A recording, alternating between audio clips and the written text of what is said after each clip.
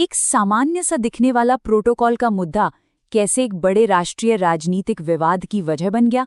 चलिए इस पूरी घटना को समझते हैं, जिसमें भारत की राष्ट्रपति और एक राज्य की मुख्यमंत्री आमने सामने आ गई। सोचिए, ये शब्द हैं भारत की राष्ट्रपति द्रौपदी मुर्मू के। उनका पद तो आमतौर पर राजनीति से ऊपर होता है ना? लेकिन मार्च 2026 की शुरुआत में उनके इसी एक बयान ने देश की राजनीति में एक बड़ी बहस छेड़ दी। तो सवाल यही उठता है कि आखिर एक औपचारिक दौरे के दौरान ऐसा क्या हुआ कि देश के सर्वोच्च पद पर बैठे व्यक्ति को इस तरह की एक असाधारण टिप्पणी करनी पड़ी। देखिए, मौका था 9वें अंतर्राष्ट्रीय संथाल सम्मेलन का, और ये कोई छोटा मोटा कार्यक्रम नहीं था। संथाल समुदाय के लिए ये एक बहुत बड़ा इंटरनेशनल इवेंट था, और इसकी मुख्य अतिथि कौन थी? भारत की पहली आदिवासी राष्ट्रपति द्रौपदी मुर्मू।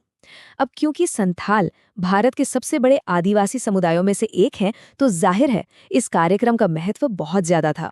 तो सब कुछ ठीक चल रहा था, लेकिन फिर यहीं से शुरू हुआ पूरा विवाद, और इसकी जड़ में थे दो बड़े आरोप। पहला आरोप था प्रोटोकॉल के उल्लंघन का। राष्ट्रपति ने साफ साफ कहा कि जब वो पहुंची तो उनके स्वागत के लिए ना तो मुख्यमंत्री थी और ना ही कोई सीनियर मंत्री। अब ये बहुत बड़ी बात थी, क्योंकि इस तरह के हाई प्रोफाइल दौरों के लिए बाकायदा एक रूल बुक होती है। जी हाँ, इसे ब्लू बुक कहते हैं।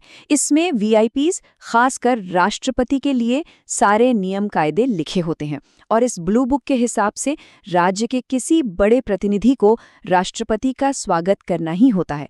तो जब ऐसा नहीं हुआ तो जाहिर सी बात है ये एक बड़ा मुद्दा बन गया। और दूसरा आरोप वो था कार्यक्रम की जगह को लेकर।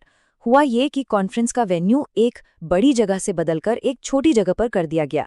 राष्ट्रपति ने इस पर भी अपनी नाराजगी जताई, कहा कि इस बदलाव की वजह से आदिवासी समुदाय के बहुत से लोग जो इस खास मौके का हिस्सा बनना चाहते थे वो आ ही नहीं पाए। अब इन आरोपों के जवाब में पश्चिम बंगाल की मुख्यमंत्री ममता बनर्जी का क्या कहना था? उन्होंने इन सभी बातों को सिरे से खारिज कर दिया। उनका स्टैंड क्लियर था कि सारे प्रोटोकॉल फॉलो किए गए थे, और ये सब कुछ नहीं, बस इस मुद्दे को बेवजह राजनीतिक रंग देने की कोशिश है। लेकिन ये मामला सिर्फ कोलकाता या दार्जिलिंग तक ही सीमित नहीं रहा। जैसा कि अक्सर होता है, इसकी गूंज बहुत तेजी से दिल्ली तक जा पहुंची। और जैसे ही बात दिल्ली पहुंची, केंद्र सरकार एक्शन में आ गई। केंद्रीय गृह मंत्रालय ने मामले का संज्ञान लिया और पश्चिम बंगाल सरकार से, खासकर राज्य के चीफ सेक्रेटरी से, इस कथित प्रोटोकॉल चूक पर तुरंत एक रिपोर्ट तलब कर ली। मामला और भी ज्यादा तब गर्मा गया जब प्रधानमंत्री नरेंद्र मोदी ने भी इस पर एक कड़ा बयान दिया। उन्होंने इसे सीधे सीधे भारत के सर्वोच्च संवैधानिक पद का अपमान बताया और कहा कि ये लोकतांत्रिक मूल्यों के भी खिलाफ है। तो अब आप देख रहे हैं, ये मामला अब सिर्फ एक प्रोटोकॉल की चूक का नहीं रह गया था। असल में ये उससे कहीं ज्यादा गहरा था। इस एक घटना ने देश की राजनीति की कई उलझी हुई परतों को खोलकर सामने रख दिया। और जब हम इन परतों को देखते हैं तो पाते हैं कि इस घटना के एक बड़ी नेशनल न्यूज़ बनने के पीछे 3 बड़े राजनीतिक एंगल थे। चलिए एक एक करके इन्हें समझते हैं। सबसे पहला और सबसे अहम एंगल था आदिवासी पहचान का। देखिए, राष्ट्रपति मुर्मू खुद आदिवासी समुदाय से आती हैं, और वो एक आदिवासी समुदाय, संथाल समुदाय के ही कार्यक्रम में गई थीं। तो इस पूरे मामले को फौरन आदिवासी सम्मान से जोड़ दिया गया, और इसने पूरे विवाद को एक अलग ही लेवल पर पहुंचा दिया, खासकर पश्चिम बंगाल की राजनीति में, जहां आदिवासी वोट बैंक बहुत मायने रखता है। दूसरा एंगल था टाइमिंग का।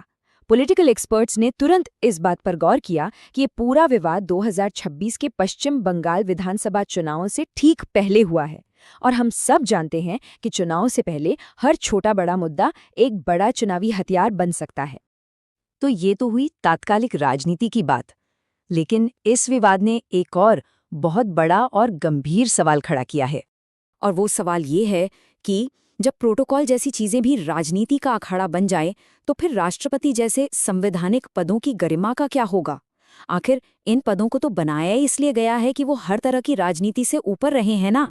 तो इस तरह के जटिल राजनीतिक मुद्दों पर अगर आप और भी गहरी और निष्पक्ष जानकारी चाहते हैं, तो हमारे YouTube चैनल को सब्सक्राइब करना मत भूलिएगा। हम ऐसे ही विश्लेषण आपके लिए लाते रहेंगे।